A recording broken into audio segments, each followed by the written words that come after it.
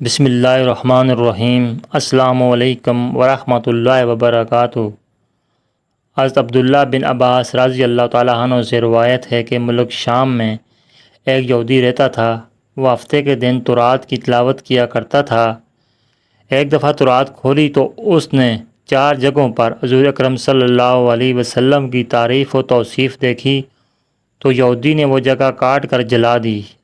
اگلے ہفتے پھر تورات کھولی تو 8 جگہوں پر حضور صلی اللہ علیہ وسلم کی نعت اور وصف کا ذکر پایا، اس نے وہاں سے بھی کاٹ کر جلا دیا۔ تیسرے ہفتے تورات کھولی تو یہی ذکر 12 جگہوں پر موجود پایا۔ یہودی یہ سوچنے لگا کہ اگر میں یوں ہی کرتا رہا تو ساری کی ساری تورات اس ذکر سے پر ہو جائے گی۔ اپنے ساتھیوں سے پوچھنے لگا کہ حضرت محمد صلی اللہ علیہ وسلم کون ہیں؟ تو انہوں نے جواب دیا کہ تمہارے لیے بہتر یہی ہے کہ نہ تو اسے دیکھو اور نہ وہ تجھے دیکھے۔ یہودی کہنے لگا کہ تورات کی قسم مجھے اس کی زیارت سے نہ روکو۔ تو ساتھیوں نے اجازت دے دی اور وہ اپنی سواری پر سوار ہو کر رات دن منزل با منزل چلتا رہا۔ مدینہ منورہ کے قریب پہنچا تو سب سے پہلے حضرت سلمان فارسی رضی اللہ تعالیٰ عنہ سے ملاقات ہوئی۔ ان کے حسن کو دیکھ کر سمجھا کہ یہی محمد صلی اللہ علیہ وسلم ہیں، حالانکہ آپ صلی اللہ علیہ وسلم کو اس دنیا سے سفر کیے 3 دن ہو چکے تھے۔ حضرت سلمان فارسی رضی اللہ تعالیٰ عنہ اس بات سے روئے اور کہا کہ میں تو محمد صلی اللہ علیہ وسلم کا خادم ہوں۔ یہودی بولا، پھر محمد صلی اللہ علیہ وسلم کہاں ہیں؟ اب سلمان فارسی رضی اللہ تعالیٰ عنہ سوچنے لگے کہ اگر وصال کی خبر سناتا ہوں تو یہ واپس ہو جائے گا، اگر یہ کہہ دوں کہ موجود ہیں تو جھوٹ ہوگا۔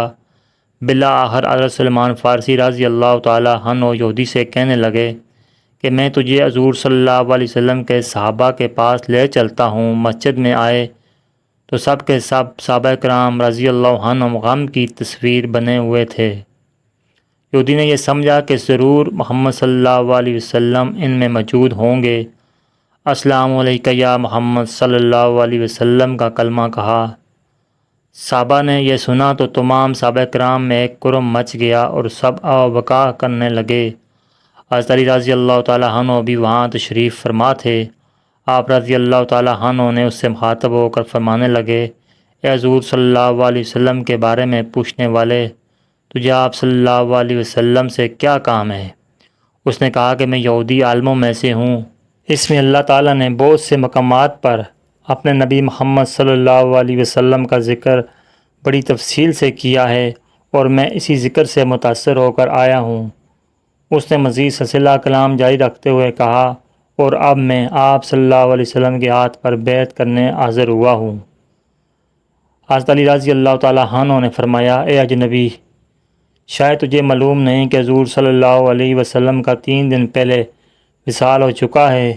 یہ سن کر وہ یہودی چیخنے لگا کہ ہائے میرا غم، ہائے میرے سفر کی ناکامی، اے کاش میری ماں مجھے نہ جانتی، اور جان ہی دیا تو کاش میں تورات نہ پڑھتا، اور وہ بھی پڑھی تھی تو کاش آپ صلی اللہ علیہ وسلم کی تعریف و توصیف پر نظر نہ پڑتی، اگر یہ بھی ہو گیا تو مجھے آپ صلی اللہ علیہ وسلم کی زیارت نصیب ہو جاتی۔ پھر کہنے لگا کہ کیا تم میں سے کوئی ان کی اولاد ہے جو مجھے حضور صلی اللہ علیہ وسلم کے اوصاف اور اولیاء مبارک کا تعارف کرائے؟ حضرت علی رضی اللہ تعالیٰ عنہ آگے بڑھے اور فرمایا، میرا نام علی ہے۔ یہودی بولا، میں نے آپ کا نام بھی تورات میں دیکھا ہے۔ حضرت علی رضی اللہ تعالیٰ عنہ نے حضور صلی اللہ علیہ وسلم کا اولیاء مبارک بیان کرنا شروع کیا کہ آپ صلی اللہ علیہ وسلم نہ حد سے زیادہ لمبے اور نہ ہی زیادہ چھوٹے تھے، سر مبارک گول تھا، پیشانی کشادہ اور آنکھوں کا رنگ خوب سیاہ تھا۔ آپ صلی اللہ علیہ وسلم کی پلکیں دراز تھی، ہنسی کے وقت دانتوں سے نورانی شعاعیں نکلتی تھی، سینے سے ناف تک بالوں کی لکیر تھی، ہتھیلیوں پر گوشت تھا، قدموں کے تلوے قدرے گہرے تھے، بدن کے جوڑوں کی ہڈیاں موٹی تھیں، مثلاً کلیاں اور گھٹنے، اور آپ صلی اللہ علیہ وسلم کے شانوں کے درمیان مہر نبوت تھی۔ یہودی کہنے لگا، اے علی رضی اللہ تعالیٰ عنہ، تو نے جو کچھ بتایا بالکل صحیح بتایا۔ تورات میں آپ صلی اللہ علیہ وسلم کی تعریف و توصیف اسی طرح موجود ہے۔ پھر کہا، محمد صلی اللہ علیہ وسلم کا کوئی کپڑا موجود ہو تو میں اسے سونگھنا چاہتا ہوں۔ حضرت علی رضی اللہ تعالیٰ عنہ نے فرمایا ہاں۔ سلمان جاؤ اور فاطمہ رضی اللہ تعالیٰ عنہا سے کہو کہ رسول اللہ صلی اللہ علیہ وسلم کا جبہ مبارک ذرا بھیج دیں۔ حضرت سلمان فارسی رضی اللہ تعالیٰ عنہ دروازے پر آئے اور دروازہ کھٹکھٹایا۔ اندر حسن و حسین رضی اللہ تعالیٰ عنہ رو رہے تھے۔ حضرت فاطمہ رضی اللہ تعالیٰ عنہ کی آواز آئی، یتیموں کا دروازہ کون کھٹکھٹا رہا ہے؟ حضرت سلمان فارسی رضی اللہ تعالیٰ عنہ نے اپنا نام بتایا اور حضرت علی رضی اللہ تعالیٰ عنہ کا پیغام دیا۔ وہ روتے ہوئے بولیں، میرے ابے کا جبہ مبارک کون پہنے گا؟ حضرت سلمان فارسی رضی اللہ تعالیٰ عنہ نے سارا قصہ سنایا۔ آپ جبہ مبارک نکال کر لے آئیں جو 7 جگہوں سے کھجور کے ریشے سے سلا ہوا تھا۔ حضرت علی رضی اللہ تعالیٰ عنہ نے اسے پکڑ کر سونگا، پھر دوسرے صحابہ کرام رضی اللہ عنہم نے سونگا، پھر یہودی پکڑ کر سونگنے لگا اور کہتا تھا واہ کیسی عمدہ خوشبو ہے۔